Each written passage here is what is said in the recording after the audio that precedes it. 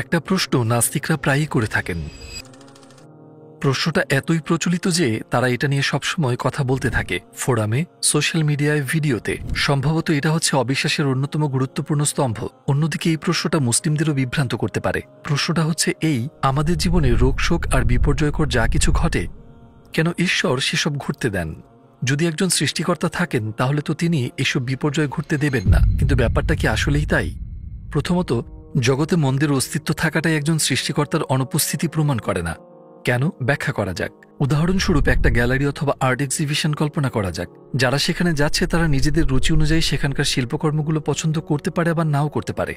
Art সম্পর্কে কিছু না জানা একজন মানুষ যখন একটা বিখ্যাত এবং মূল্যবান চিত্রকর্ম দেখে, তখন সে বলতে পারে এই পেইন্টিংটার কোনো মানেই হয় না, আমি তো এখানে শুধু এলোমেলো আর হিজিবিজির রেখাই দেখছি। তবে আর্ট সম্পর্কে জানা একজন ব্যক্তির কাছে ওই চিত্রকর্মটির থাকতে পারে অসাধারণ বৈশিষ্ট্য, প্রতিটি তুলির আঁচড়ের আড়ালে থাকতে পারে বহু অর্থ। হ্যাঁ, আর্ট না বোঝা একজন ব্যক্তি শিল্পকর্মটা পছন্দ না করতে পারে, কিন্তু সে বলতে পারে না যে এই শিল্পকর্মটার কোনো শিল্পী নেই। ঠিক তেমনিভাবে জগতের দিকে তাকিয়ে একজন মানুষের কিছু বিপর্যয়কর ব্যাপার কুৎসিত মনে হতে পারে, অথবা তার নিজের অসুখ বিসুখ পছন্দ না হতে পারে, অথবা সে হয়তো এসবের পেছনের কারণ না বুঝতে পারে। কিন্তু এসব কিছুর কোনোটাই ঈশ্বরের অনস্তিত্ব প্রমাণ করে না। কারণ কুৎসিত কিছু আছে একথা বলাটাই নির্দেশ করে একজন কর্তাকে। তাই একজন নাস্তিক জগতের বিপর্যয় তুলে ধরার মাধ্যমে ঈশ্বরের অনুপস্থিতি দাবি করতে পারেন না। তাহলে আমরা নিশ্চিতভাবে বলতে পারি যে এটা ঈশ্বরের অনুপস্থিতির সমস্যা নয়, এবং নাস্তিকরা এটাকে একটা প্রমাণ হিসেবে ব্যবহার করতে পারেন না। তাহলে মানুষ এই যে এত সমস্যা, দুর্যোগ আর বিপর্যয়ের সাথে লড়াই করে বাঁচে, তার কারণ কি? আসুন ব্যাপারটা দেখা যাক। কোনো কিছু ত্রুটিপূর্ণ কি না সেটা আপনি বলতে পারেন জিনিসটার তৈরির উদ্দেশ্য জেনে। যদি একটি জিনিস তার উদ্দেশ্য অনুযায়ী ঠিকঠাক কাজ করে, তাহলে আমরা বলতে পারি যে এটা মানসম্মত, এটা ভালো, এটা কাজ করে নিখুঁতভাবে। কিন্তু যদি জিনিসটা তার উদ্দেশ্য অনুযায়ী কাজ না করে, আমরা বলি যে এটা কুৎসিত ও ত্রুটিপূর্ণ। উদাহরণস্বরূপ, একটা লাইব্রেরির উদ্দেশ্য হচ্ছে মানুষের পড়াশোনার জন্য একটা নীরব ও শান্ত পরিবেশ দেওয়া। এখন লাইব্রেরিতে গিয়ে ওই নিরিবিলি পরিবেশ পছন্দ না হলে কেউ কি বলতে পারে যে এই জায়গাটা এত নীরব কেন, এখানে সবাই চুপচাপ বসে আছে কেন, কেউ কথা বলছে না, কি বাজে ব্যাপার? এভাবে কি সমালোচনা করা যায়? অবশ্যই না, কারণ লাইব্রেরি এমনই হওয়ার কথা। এটা একটা পরিবেশ যেখানে নীরবতা থাকার কথা, এটাই লাইব্রেরির উদ্দেশ্য। তাই লাইব্রেরিটা যে নীরব সেটাই নির্দেশ করছে যে এটা একটা মানসম্মত ভালো লাইব্রেরি। অথবা কল্পনা করুন একটা জিমের কথা। কেউ সেখানে প্রথমবার গিয়ে দেখল যে মানুষ ক্লান্ত, ঘর্মাক্ত আর অবসন্ন হয়ে মেঝেতে শুয়ে রয়েছে। এটা দেখে কি সে বলবে যে এই মানুষগুলোকে মেরে ফেলছে কে, কি করুণ ব্যাপার, কি নিষ্ঠুর আর বাজে একটা পরিবেশ? অবশ্যই সে এটা বলতে পারবে না, কারণ এই জায়গাটার উদ্দেশ্যই হচ্ছে কঠোর প্রচেষ্টার মাধ্যমে মানুষের শারীরিক অবস্থার উন্নতি ঘটানো। ঠিক এই উদাহরণগুলোর মতোই এই মহাবিশ্ব সৃষ্টি করা হয়েছে একটি নির্দিষ্ট উদ্দেশ্যে। মহাবিশ্বের ঘটনা ভালো কি মন্দ সেটা আমরা জানতে পারি কেবল মহাবিশ্ব সৃষ্টির উদ্দেশ্য জেনেই, এবং মহাবিশ্বের স্রষ্টাই কেবল আমাদের সেটা জানাতে পারেন। সৃষ্টির উদ্দেশ্যগুলোর মধ্যে প্রথমেই আসে আল্লাহর নামের মহত্ব স্বীকার করা। আমাদের জীবনের চরম লক্ষ্য হচ্ছে আল্লাহর ভালো বান্দা হওয়া, এবং তার জন্য আমাদেরকে তার নাম ও গুণাবলী ভালোভাবে জানতে হবে। আরও অনেক উদ্দেশ্য পাওয়া যেতে পারে কেন এইভাবে মহাবিশ্ব সৃষ্টি হয়েছে, যেমন প্রচেষ্টার ভুলভ্রান্তির ভেতর দিয়ে উন্নতির দিকে অগ্রসর হওয়া, ধৈর্যের পরীক্ষায় উত্তীর্ণ হয়ে আল্লাহর প্রতি অঙ্গীকারবদ্ধতা প্রদর্শন করা সহ এরকম আরও উদ্দেশ্য। যদি উদ্দেশ্যগুলোর আলোকে মহাবিশ্বের দিকে তাকান, তাহলে দেখবেন যে সমস্যা, ক্লেশ আর রোগশোক আসলে অপরিহার্য। উদাহরণস্বরূপ, যদি অসুখ বিসুখ না থাকতো, আর শাফি অর্থাৎ নিরাময়কারী আল্লাহর এই নামটা কি আমরা জানতাম? অথবা আর রাজ্জাক অর্থাৎ রিজিকদাতা নামটা? যদি ক্ষুধা না থাকতো, যদি কৃতজ্ঞতা আর ধৈর্যের কোনো পরীক্ষা না থাকতো, তাহলে কি আধ্যাত্মিকতার পথে অগ্রসর হওয়া যেত? না। তাহলে বিশ্বজগৎ এবং তার ভেতরকার যেসব ঘটনাকে আমরা বিপর্যয় বলছি, সেগুলো আল্লাহকে জানার জন্য এবং সংগ্রামের ভেতর দিয়ে নিজেদের অবস্থা পরিবর্তনের জন্য আবশ্যক। সুতরাং এসব ঘটনাকে আমরা ত্রুটি অথবা মন্দ কিছু হিসেবে দেখতে পারি না। টুয়ার্ডস ইটারনিটি পরিবারের আপনার সাহায্য প্রয়োজন। আমরা একটা দাতব্য সংস্থা যারা পৃথিবী জুড়ে 10টি ভাষায় ইসলামের বার্তা পৌঁছে দিতে বদ্ধপরিকর। আপনার সহায়তায় আপনি মানুষকে ইসলামের পথে আসতে, হারাম ত্যাগ করতে, সালাত আদায় করতে, হিজাব পড়তে, কোরআন শিক্ষা সহ নানা রকম সাহায্য করতে পারেন, এবং এই সব নেক কাজের অংশীদার আপনিও হবেন ইনশাআল্লাহ। টুয়ার্ডস ইটারনিটিতে ডোনেট করুন এবং এই সুবর্ণ সুযোগ হারাবেন না। আরেকটা যুক্তি হচ্ছে কোনো কিছু হয় নিজে নিজেই সুন্দর, নয়তো তার উপযোগিতা আর ফলাফল বিবেচনায় সুন্দর। এমনকি বহু সমস্যা যেগুলোকে আমরা মন্দ বলে ভাবি, সেগুলো ফলাফলের দিক থেকে অনেক সৌন্দর্য বয়ে আনতে পারে, কারণ সবকিছুই চেনা আর বোঝা যায় তার বিপরীত জিনিসটা বিবেচনায় নিয়ে।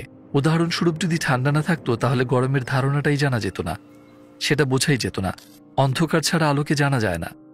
একইভাবে যেসব ঘটনাকে আমরা বিশৃঙ্খলা, মন্দ আর কুৎসিত হিসেবে বর্ণনা করি, সেগুলো আসলে এমন জিনিস যার ফলে আমরা জগতের শৃঙ্খলা, উৎকর্ষ আর সৌন্দর্যকে জানতে পারি। ভেবে দেখুন ব্যাপারটা, যদি কুৎসিত কিছুর অস্তিত্ব না থাকতো তাহলে কি আমরা সৌন্দর্য চিনতে পারতাম? অথবা আমরা কি শৃঙ্খলার কথা বলতে পারতাম যদি বিশৃঙ্খলা না থাকতো? তাই কোনো ধারণাকে বুঝতে হলে তার বিপরীত ধারণার অস্তিত্ব অপরিহার্য। যে মানুষ সবসময় শৃঙ্খলার সৌন্দর্যের মধ্যে থাকে এসবের মূল্য সে আর বুঝতে পারে না, এগুলো লক্ষ্য করতেও পারে না। প্রাকৃতিক ঘটনা যেমন ভূমিকম্প সম্পর্কেও আমরা এভাবে ভেবে দেখতে পারি। উদাহরণস্বরূপ বাইরে থেকে দেখলে ভূমিকম্পকে অশুভ জিনিস মনে হতে পারে। এটি একটি ঘটনা যা ভূমিকে তীব্রভাবে ঝাঁকি দেয় এবং এটাকে বিবেচনা করা হয় একটা বিপর্যয় হিসেবে। উপর থেকে দেখলে এই ঘটনাকে খুবই ক্ষতিকর আর খারাপ মনে হতে পারে, কিন্তু প্রকৃতপক্ষে ভূমিকম্প আমাদের জানান দেয় যে মহাবিশ্বে আসলে শৃঙ্খলা বলে কিছু আছে। হ্যাঁ, ভূমিকম্প মানুষকে স্মরণ করিয়ে দেয় যে ভূমি বেশিরভাগ সময় আন্দোলিত হয় না এবং আমাদের বুঝিয়ে দেয় যে এমন সুশৃঙ্খলার স্থিতিশীল পৃথিবী আসলে একটা আশীর্বাদ। এই বাস্তবতা সম্পর্কে আমরা সচেতন না হতে পারি, কিন্তু যখন সামগ্রিকভাবে ব্যাপারটা দেখি, মহাবিশ্বে ঘটে যাওয়া সকল ইতিবাচক আর আপাতভাবে মনে হওয়া নেতিবাচক ঘটনাগুলোর দিকে তাকাই, আমরা দেখতে পাই যে ভালো ঘটনার তুলনায় খারাপ ঘটনা অনেক অনেক কম ঘটে। খারাপ জিনিস কদাচিৎ ঘটে শুধু তার বিপরীতটা আমাদের বুঝিয়ে দিতে। তাই মহাবিশ্বের অস্বাভাবিক ঘটনাগুলো স্বাভাবিক পরিস্থিতিতে অভ্যস্ত মানুষকে বুঝিয়ে দেয় যে যেসব জিনিসকে তারা স্বাভাবিক বলে ভাবে সেগুলো আসলে আশীর্বাদ। বিশৃঙ্খলা আছে বলেই আমরা শৃঙ্খলা লক্ষ্য করি। সুন্দরকে সুন্দর করে তোলে যে জিনিসটা, সেটা হচ্ছে অসুন্দরের কদর্যতা।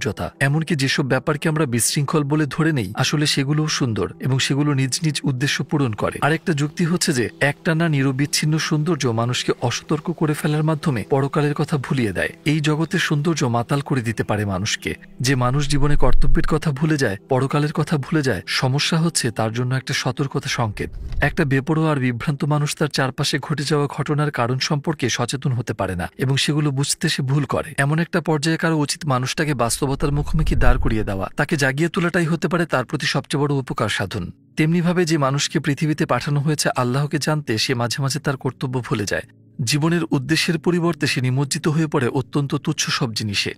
মাঝে মাঝে সে এমনভাবে পাপে নিমজ্জিত হয় যে সে ভুলে যায় অনুতাপ কি জিনিস।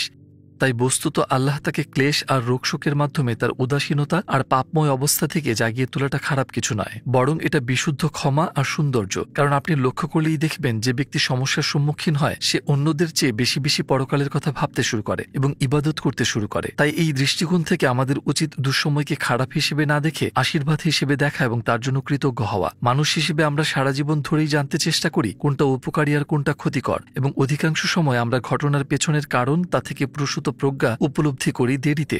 উদাহরণস্বরূপ, গরম স্টোভ স্পর্শ করা থেকে শিশুকে বিরত রাখতে মা যদি তাকে চড় দেন, তাহলে সেটা আসলে সন্তানের জন্য আশীর্বাদ। কিন্তু শিশু এখনো সেটা জানে না। সে না বোঝে স্টোভ স্পর্শ করার বিপদ, না জানে চড়ের পেছনের কারণ। কিন্তু পরে যখন সে গরম স্টোভ স্পর্শ করার বিপদটা বুঝতে পারে, সে উপলব্ধি করে যে ওই চড়টা আসলে ছিল মমতার ভালোবাসার ফল।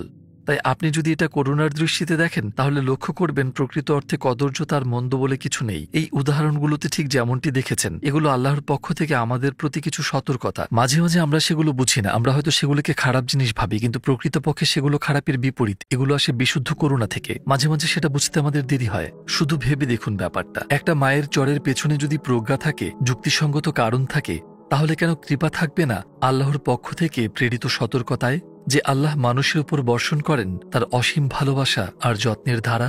হ্যাঁ, মানুষ হচ্ছে একজন কর্তব্যরত সৈনিকের মতো, যে চেষ্টা করে যাচ্ছে এই বিশ্বজগৎকে বুঝতে আর তার স্রষ্টাকে জানতে। আল্লাহর কৃপার কথা ভাবুন, ভেবে দেখুন তিনি কত সব সুন্দর জিনিস সৃষ্টি করেছেন। তিনিই সৃষ্টি করেন সকল মায়ের মনে মমত্বের বোধ। আল্লাহ কি প্রকৃত অর্থে আপনার কোনো ক্ষতি করতে চাইবেন? যিনি সকল জিনিসে রেখেছেন কল্যাণ, যিনি সবকিছু পরিচালনা করেন মহান প্রজ্ঞার সাথে, তিনি কি বিশৃঙ্খল আর অপ্রয়োজনীয় কিছু সৃষ্টি করবেন? মাঝে মাঝে আমাদের দরকার হয় দৃষ্টিভঙ্গি পরিবর্তনের আর সবকিছু সামগ্রিকভাবে মূল্যায়নের, আর এই সমস্যাটাও নিশ্চিতভাবেই সেরকম একটা ব্যাপার।